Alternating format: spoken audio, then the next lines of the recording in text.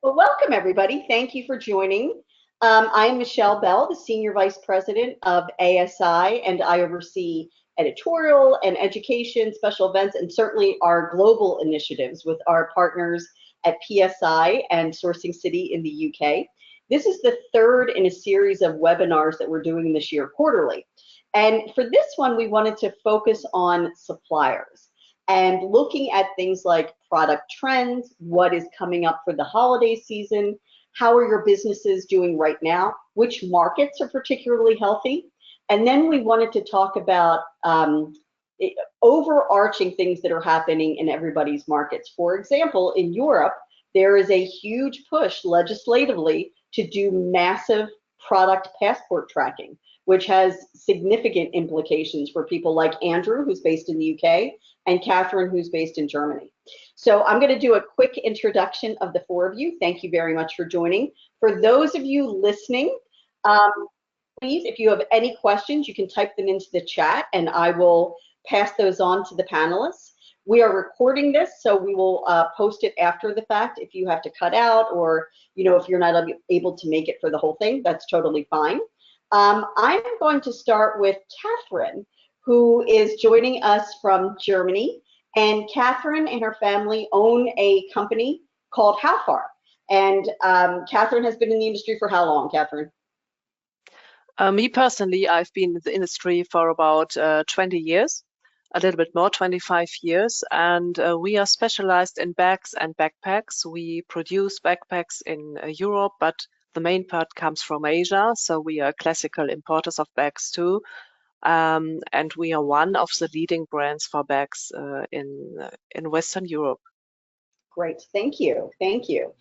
Andrew Langley is joining us from across the pond, as the Brits like to say.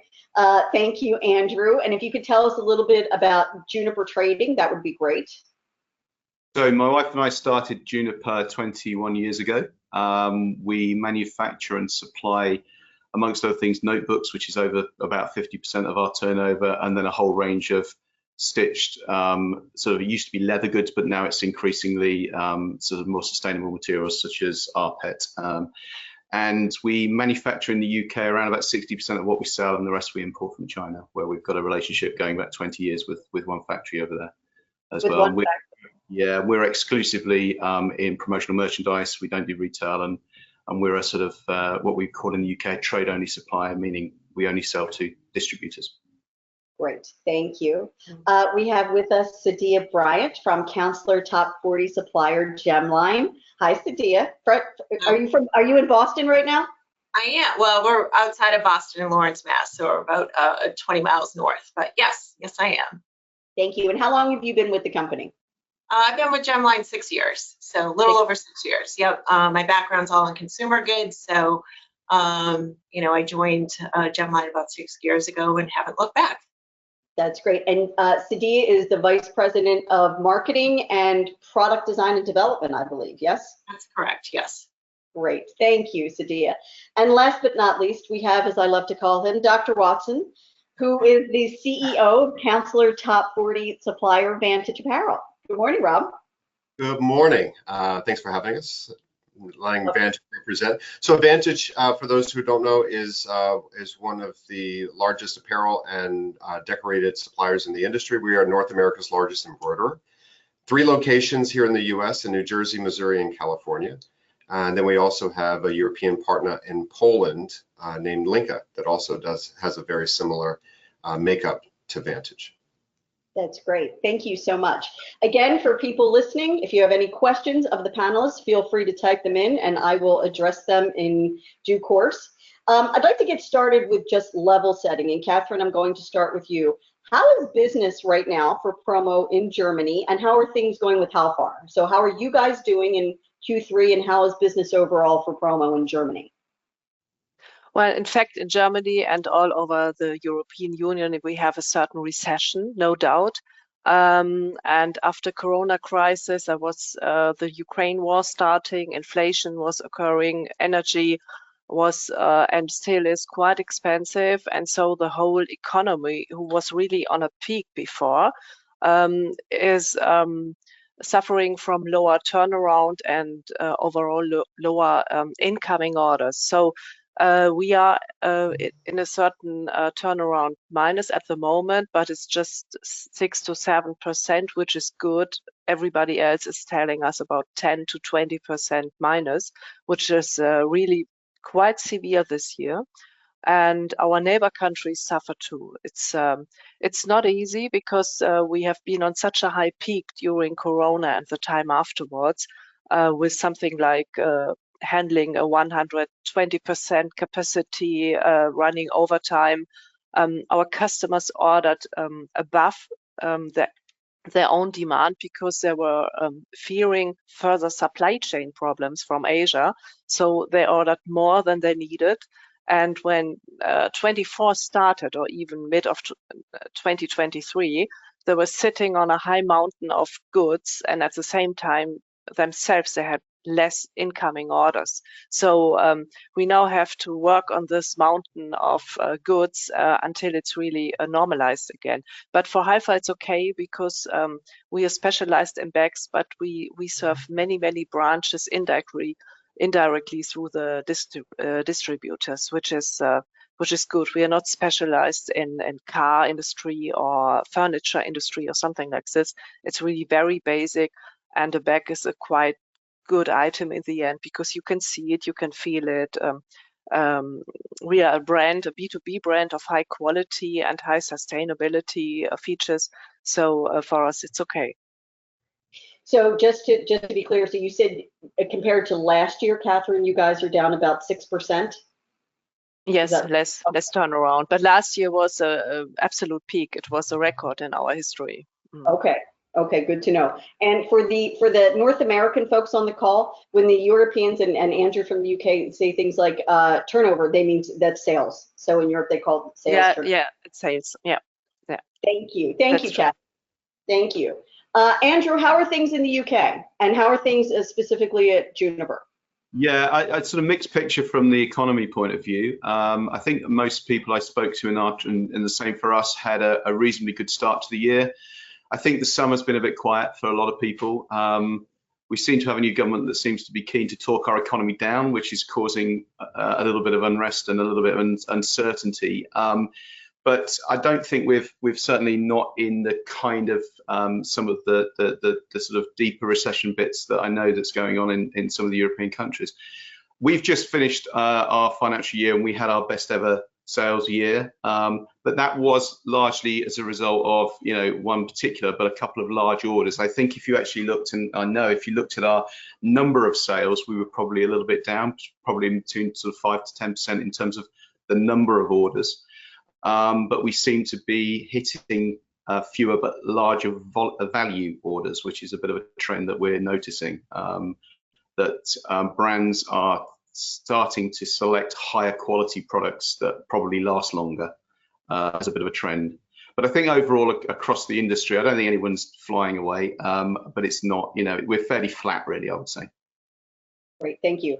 And just to kind of give people an overview, in Europe, the largest market for the largest countries for promo are Germany by far, the UK is number 2, France, Italy, and Spain. So that's the top 5. Sadia, how's everything, in the US with Gemline, certainly? How are you seeing business in Q3? Yeah, sure. And I just wanted to, for anyone who's not familiar with Gemline, just to give a really 2-second overview. So we're the 5th largest hard goods supplier in the industry. We go to market with both retail brands. We have 29 retail brands in our portfolio that we mostly represent exclusively. And then we also design and build. So we have 10 house brands that we have internal industrial designers that design our products. So everything from bags to drinkware. So again, we just have a pretty robust product range. That being said, our business this year is really kind of following the trend of what's happening in the US. We're pretty much, plus or minus 1% over where we were last year. We are optimistic about what we see going forward, but yeah, we're pretty much following the industry trend. We are seeing, still a lot of interest in retail brands, as well as, people are trending towards lower price point items. So our average order value is down, but our number of orders is up. So it's a little bit of a game there in terms of balancing that out. But people are trending to buy a little bit less lower priced items at the moment. Sadia, thank you for mentioning the industry average in the US, because our Q2 numbers, the industry is down about 1%, but I always say, there's a big caveat there because of inflation, right? So, it's actually down further than that, but you're correct, 1% is about right down. Rob, how's everything at Vantage? So I think that, I'm going to tell a very similar story to Sadia. I think that, for us, we started off a little bit apprehensive in the first quarter where things were a little slow in the industry. We started to develop a stride probably towards the early portion of the summer, which has really started to gain some traction and to get us out of some of those slower moments in the earlier part of the year. Year to date, we're up significantly over last year, which we're really happy about. I think that a lot of that came from a focus in technology, web stores programs that has really started to drive a lot of new opportunities. Interestingly so, and I think Michele, you and I have sort of chatted on this recently, is normally in our industry when an opportunity comes to fruition, we quote it, there's a bigger opportunity, most of the time, anywhere between a 3 or 4 week time period is when that order becomes reality and we bring it into production. And we've seen timelines that are 2.5, 3 months later where the opportunity is now closing, particularly those that are sort of on the larger side. Why is that, Rob, do you think? I think that a lot of it is, I think that midsummer, there was a lot of uncertainty in terms of the market. I think there was some uncertainty in budgets and what was going to be, what was going to happen, especially in our US elections and what that impact was going to be, certainly on spending. But I'm happy that we're starting to see some reality to some of those large opportunities that we've worked really hard for.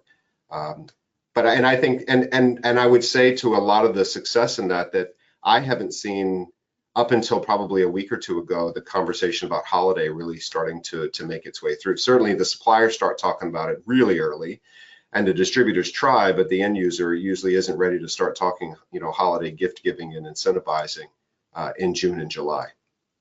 You segued perfectly. Thank you for that. So I'd like to ask all of you, when do you predict that you'll start seeing some holiday buying start coming through to your companies?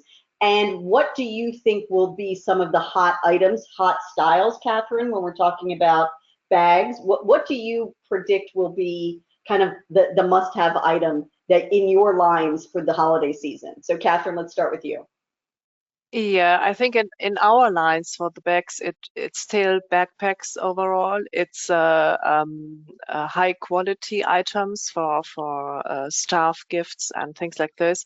And what we have less and less is non-valuable cheap items. This is not really under demand.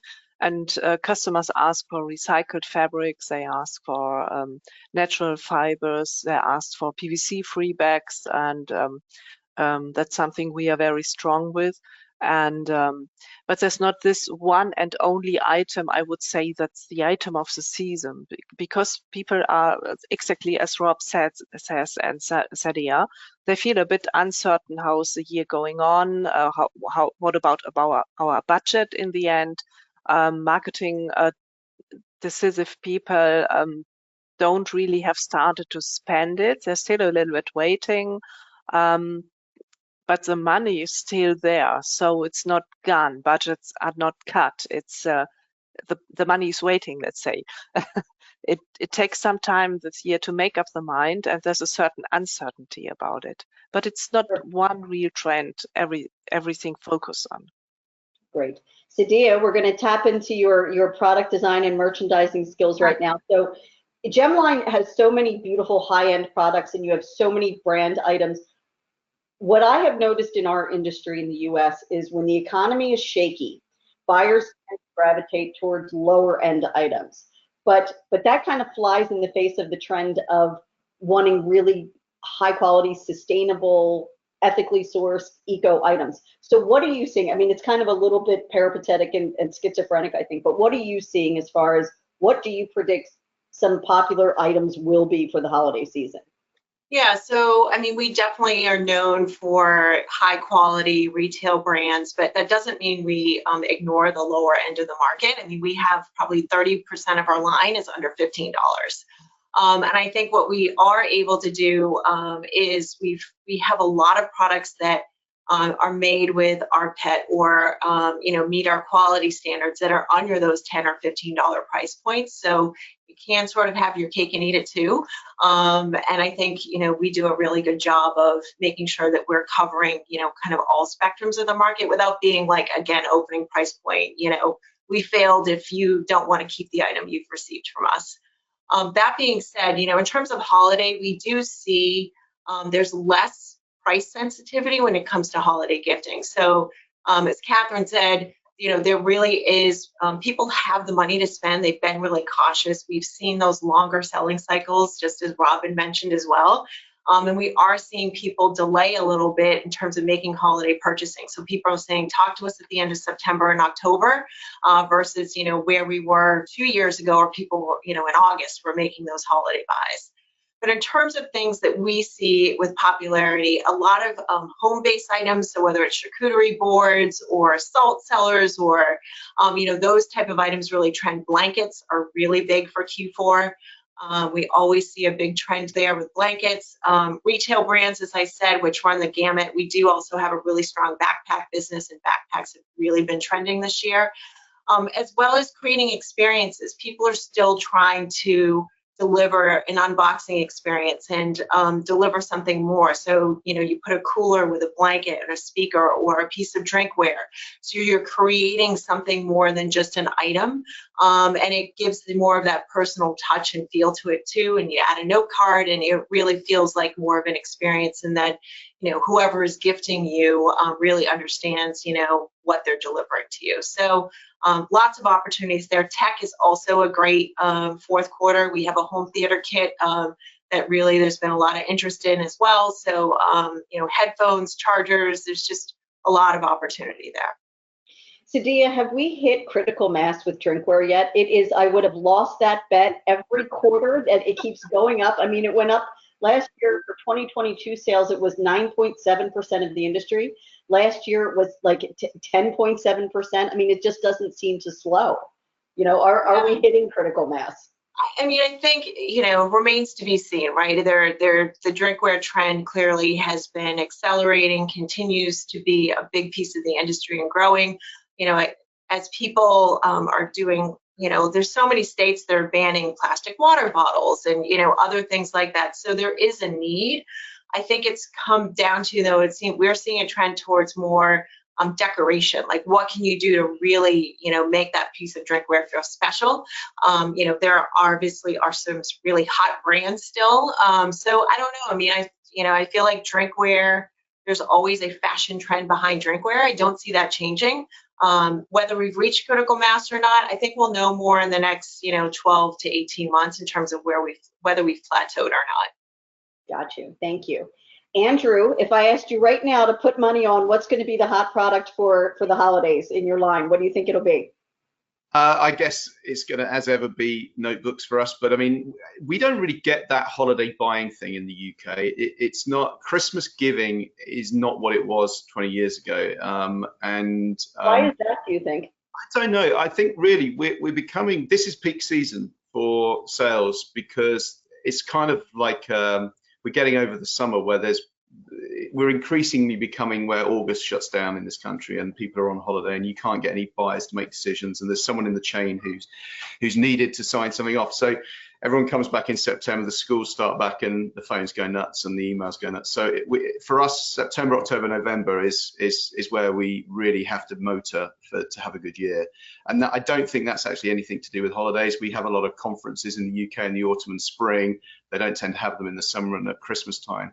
So it tends to be, December's always most people's worst month actually for sales.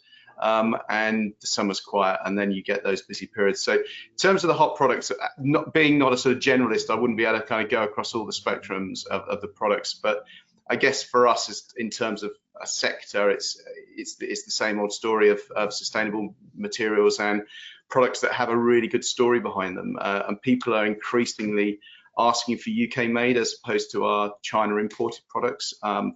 That's something we're seeing a little bit more and more. Certainly we sell into France, about 20% of our sales go into France, and it's an even bigger request from France, probably more so than the sustainable side. The kind of anything from China it seems to be a stronger thing coming out of France than the UK at the moment. But so certainly, you know, we're also actually seeing a slight reversion in the decline of what has been real leather. We've watched real leather sales go down quite a lot, and we're now starting to see that turn around and come back, and people sort of recognizing that, you know, leather is a byproduct of the meat industry and will last a lifetime and be cherished and it's high quality. So there is kind of arguments. I'm not going to go into politics of leather, but there is arguments for it that's starting to win a little bit of traction back.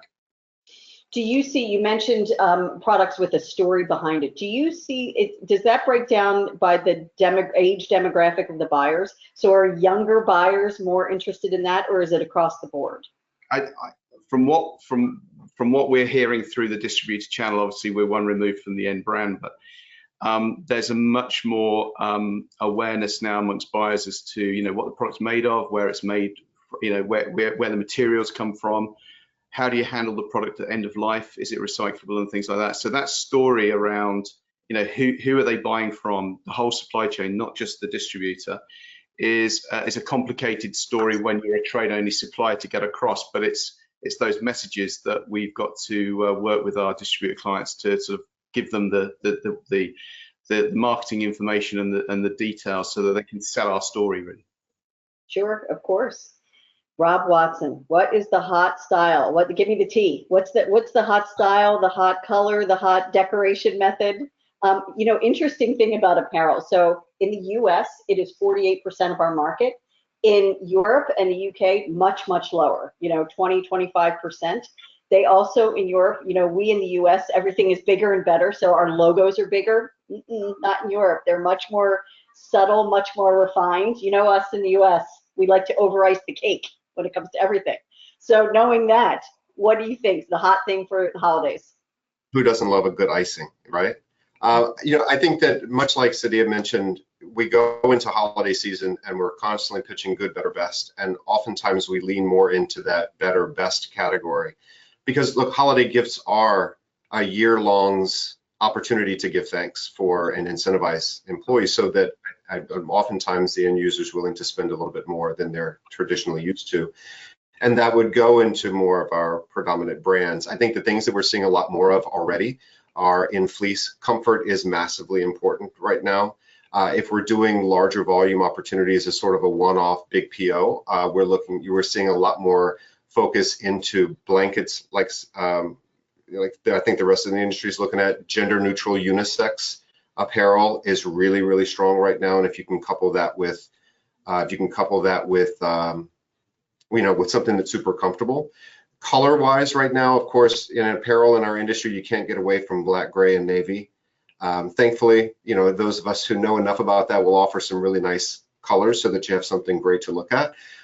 Interestingly enough is that the cream, the eggshell, and that natural color has really started to make its way into the industry, both in consumer and now a lot into promo. So you'll see a lot more items in the industry that are leaning more towards that.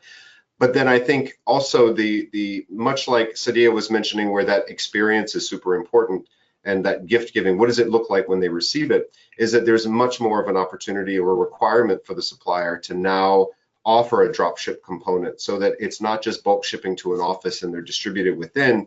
You know, what is that technology that allows us to be able to drop ship individually to an employee's door, to a customer's door, and that when they open it, it's a really nice experience for them. So, you know, for our web store technology, it allows us to do that.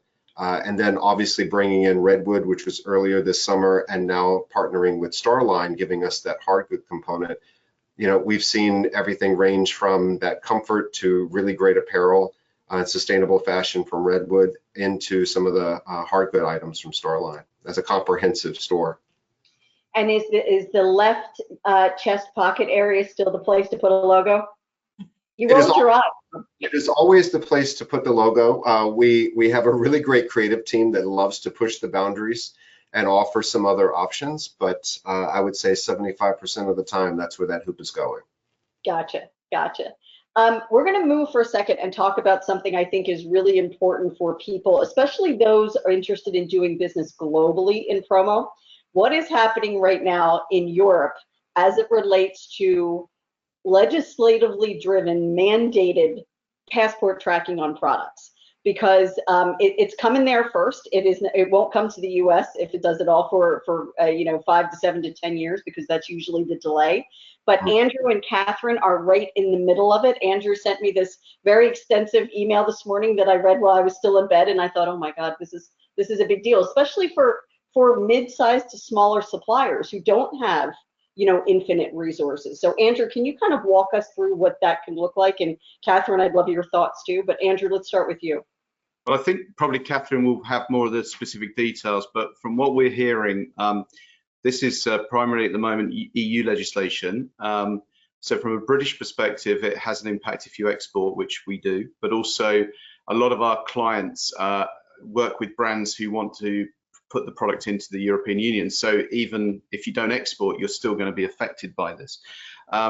But it's really, from what I understand, the European Union are really wanting consumers or end receivers of all product to have much more information around where product is made, who's made it, and what it's made from.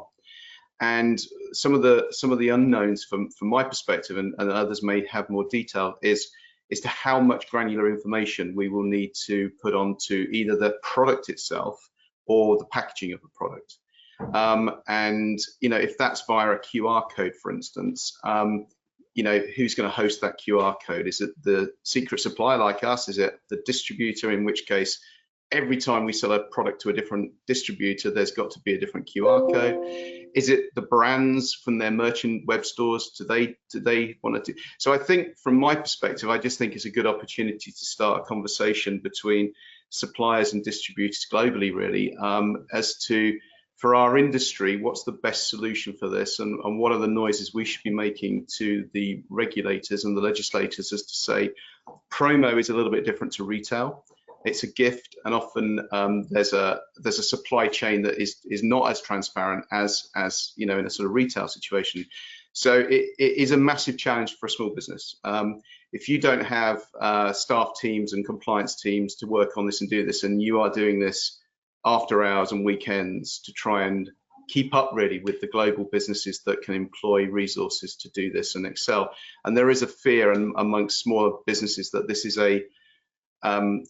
another example really where barriers of entry are being created, where the big will get bigger if we're not careful, because they can cope with the demands. Now, a lot of the European Union, the language is all around sustainability. There's also conversations, is it really about this, or is it protectionism? Is it trying to stop stuff coming into the EU as well? So there's all of that wrapped up, and really we're just trying to understand legislation that hasn't been very, in my opinion, crystal clear yet as to exactly what is required. Sure. So Catherine, just so everyone's clear, are they saying it's every single product? Is it retail? Is it promo? Is it every product? And to what level of detail?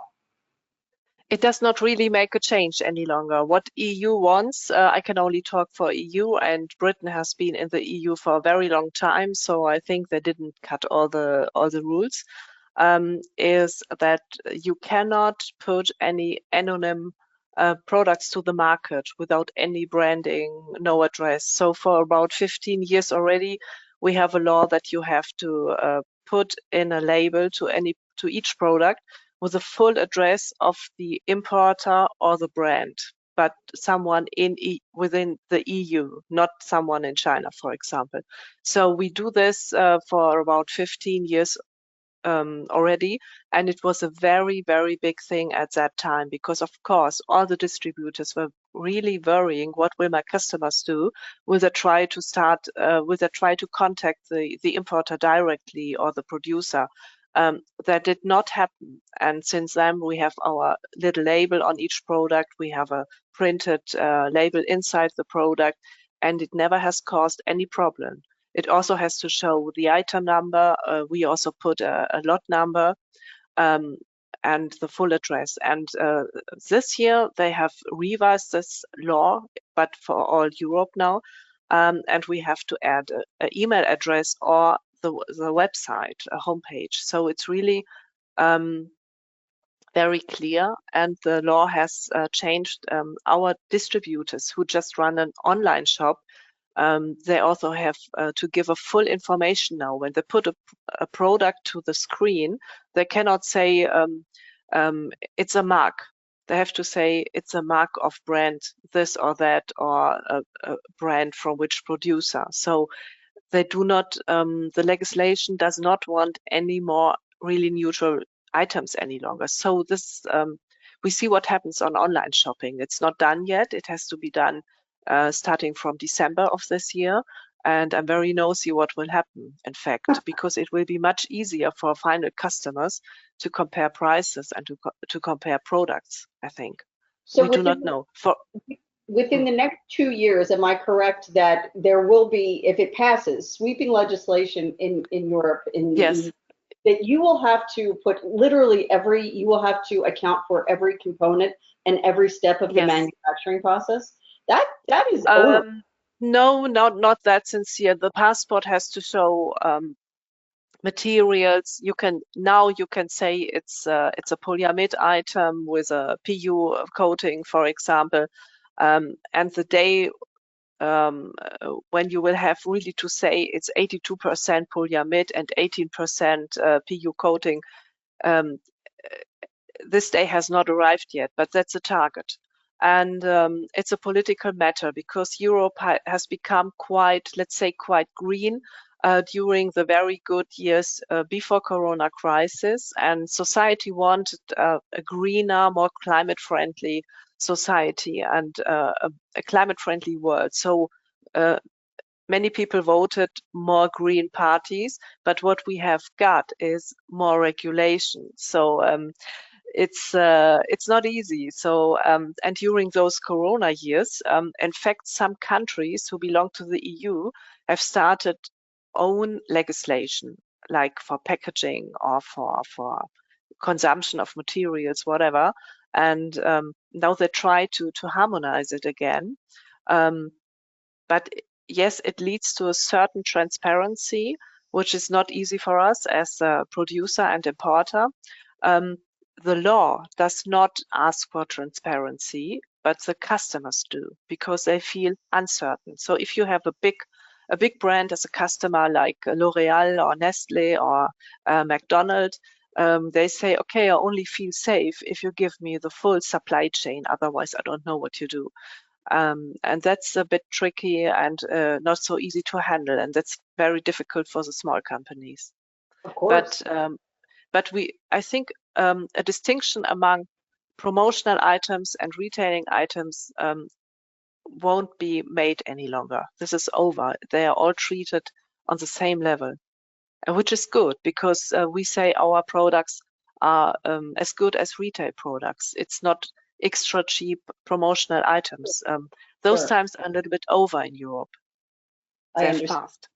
And Sadia, I know Gemline has started doing this proactively for the US. How many products have you done that for, and how long did it take you to kind of do the back work of that for each of those products to kind of trace everything? So we started a little over a year ago. We launched a collection with our brand partner Mir, and they are very much about transparency. They have embedded give back into all their products. So they challenged us. We developed a licensed bag collection for them, and we incorporated Aware technology, and they're a Netherlands-based company. So Andrew and Catherine are probably familiar with them. And again, it provides that digital passport, that transparency. It validates the recycled materials. You can see the entire product journey.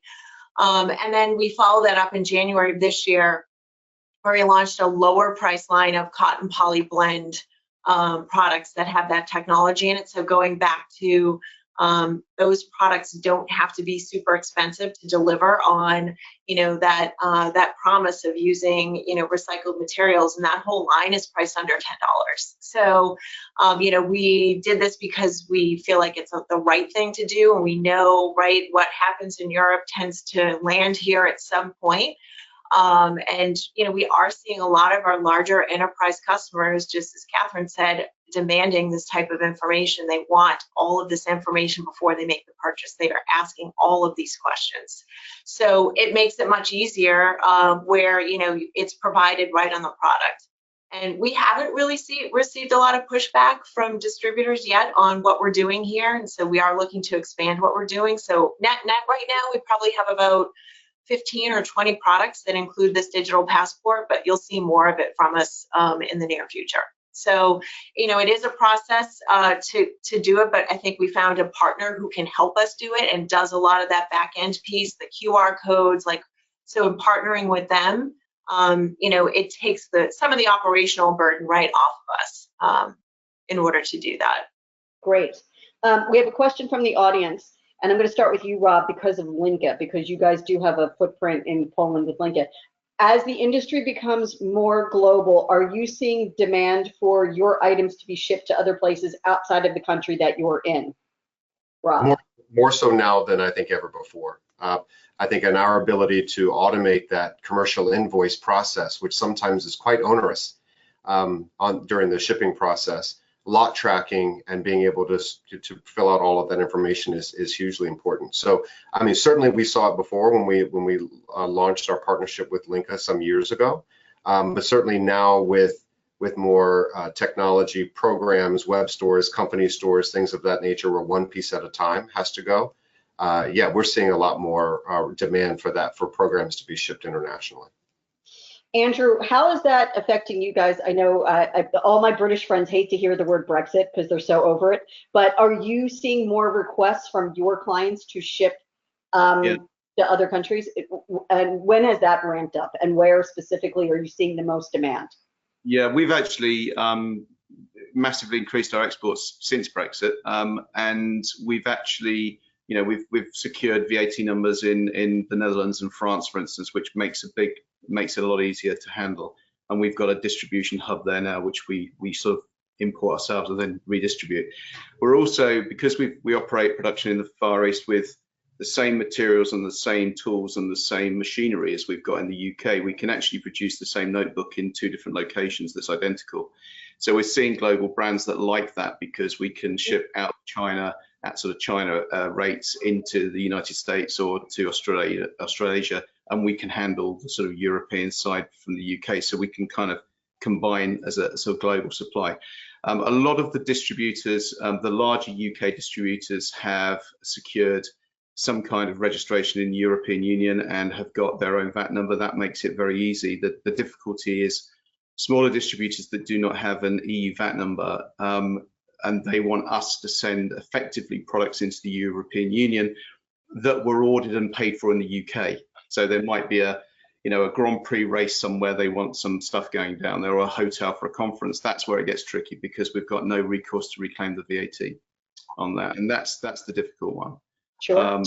But we see in our industry that, you know, a number of UK distributors are either merging or buddying up with certainly a lot of American distributors, and we're starting to see some of that on the supply side as well. So I do see brands are starting to want to, especially with the compliance and the passporting and understanding where merchandise, they're looking to become much more global in the way they buy, and looking to partner with firms that can offer that global solution, which kind of feeds into the getting bigger picture again, I think. It does. Look, I've been going to the European shows for 25 years now. I've never seen as many Americans and Canadians go to Merchandise World in January, or PSI in January. It used to be just me. I was like the lone American. Now they're all coming, you know. Catherine, I think How Far does a very good job. You know, you guys are going to be going to GXN next week, which is a kind of it's like kind of a mini European ASI Power Summit, if you will. So it's a conference, a 3-day conference for European and American global promo pros. You guys, How Far, you and your team came to the ASI Chicago show. So it seems to be you've done a very good job kind of expanding the company's footprint. Are you being asked to ship into more countries than you ever have been? Well, it's a similar thing to what Andrew has told. If someone from the US wants to handle a customer worldwide, then things might become difficult if you have goods from your country or your continent that are not supposed to be sent to Germany or to Australia because they have different legislation. So these sort of customers are good customers if they say, okay, please ship some bags for Congress to Sweden or to Spain or to Italy, no problem. We also ship to the USA sometimes, but it's not very often because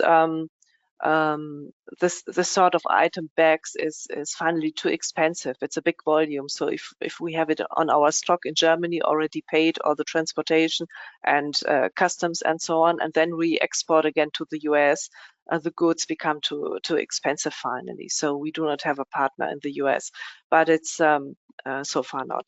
But it's basically our goods are made for being for having a conformity all over Europe, which is quite demanding already because all these EU attempts meet national attempts. So you have old legislation in Netherlands or in Germany or in Denmark that might be a little bit older or different from the EU legislation, and you have to meet it with your standards, which is really not easy. That's what I wanted to explain earlier. Under Corona, Italy and France invented something new for the packaging and for the passport. They get a passport, and then you have a small market maybe in Italy, but they have extra demands. So that makes things more expensive. And of course, we admire the US, who are such a big market with similar standards. It's much easier to do big quantities in the end than in Europe. You have the language. We are very small, finally. Gotcha. Thank you. Thank you. One more question, and I'm mindful of everyone's time, so this will be the last one. If you had to predict where your company will end up at the end of the year sales-wise, up, down, or flat, Rob? I would say up.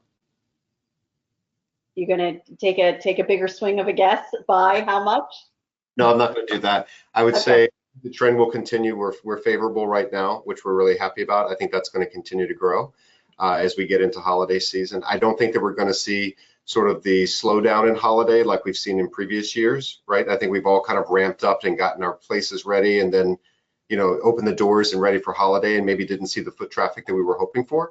I've started to see a trend that I think that that's going to be a lot more favorable this holiday season than in years past. Are you encouraged by the Fed cutting the interest rates? Do you think that will help the industry kind of settle down, like this level of nervousness, you know, where people just don't want to spend, it seems? Yeah, I think that I think that it's a natural progression, just even in the consumer world, that helps, you know, the consumer spending happen. And I think that translates very easily into Promo. Certainly, you know, a consumer is making impulsive decisions when they're walking through a store where, you know, decisions that are being made in Promo and from a business perspective are sort of budgeted and trended. But I do think that the earlier we can make those decisions, then it will ease a little bit of the spending opportunities for us in Q4. Great, thank you. Andrew? Well, one of the nightmare scenarios of having a super big order is when you then go to the next year and you've got to match it. And I think that's going to be I think our trend is going to be, our long-term trend is up, but we had this big spike in there. I'd love to say we'll match that, but I doubt we will. But I think overall, I would sort of say, you know, kind of flat to small increasing. I'm not expecting it to take off. I think still a lot of uncertainty around the economy here as well. You know, also we are starting to see a worrying sign for the sort of global view of merchandise amongst the ad industry. And we have to be mindful of this. You know, there are voices out there saying any form of merchandise is a product too many. You know, it can be the most sustainable thing in the world, but you don't actually need to give it. And that is, you know, certainly from our trade association, that's the message we're trying to take back to influencers at the marketing level, to kind of indicate that merchandise can be meaningful, it can be sustainable, it has a purpose, it can be long lasting, and there are end of life solutions, and it's part of the solution, not the problem, which is a cliche, but and that sort of messaging we've got to shout loud and clear, you know, not just nationally but globally, to the ad industry, I think. By the way, having a huge order come in every year and then having to try to duplicate it, that's what we call in the US champagne problems, Andrew. Catherine, how do you think how far we'll do by the end of the year? A little bit below the last year, but that's normal. It's a normalization, and I totally agree to Andrew, who says we have to promote the merchandising item as a reasonable and sustainable and yeah, with a right of existence item, because that's a real problem if companies, for example, for holidays start to give a donation instead of buying some merchandise and send an email, oh, this year we gave it a donation to any charity. Of course, this is a big challenge, but in Germany, this trend is over already for 5 to 6 years. We had this trend 10 years ago, but that's over because products have become much better. Sure. And there's more acceptance. Sure. I'm with Andrew. I'm I think a key to all of this is the story behind the product, you know, especially if there's a give back element or something like that. I think that goes a long way. Sadia, I'm going to give you the last word of the panelists. All right. For Gemline end of year. Yeah, so I think, you know, we've seen really strong booking trends over the last 4 to 5 weeks. We had a really good Q4 last year, so I think we're looking to kind of match that, but year-over-year basis, again, I think we're going to kind of follow what the industry's doing, you know, plus or minus a few percent, hopefully on the plus side, but relatively, that's where we're looking to come in. So, but with the, you know, with the interest rate drop, who knows? I think, you know, that obviously we're super optimistic about that, and you know, the consumer confidence index even in August was still at 100. So, you know, there are economic indicators that could, you know, push us more to the positive side. So we're hopeful. I totally agree. Thank you all so much for your time. I really appreciate it. This has been super interesting. We're going to do one more of these PromoAlliance sponsored webinars. It will be in December, and it will be myself and Viola Priotti from PSI and our dear friend Andrew Jason Brenham from Sourcing City, who I affectionately call Larry the Cat, because he never leaves. He's always in the industry. He's like the cat at Downing Street. He never goes anywhere. That name has stuck, by the way, in the UK now. Good. I spoke to Jason this morning. He's very chuffed. Yeah. Again, thank you all so much. We will have a recording of this. If anyone listening would like contact information for Andrew, Rob, Catherine, or Sadia, reach out to me, and I really appreciate your time. Thank you, guys. Thanks, Michelle. Thank you so much. Thank you. Bye-bye. Bye.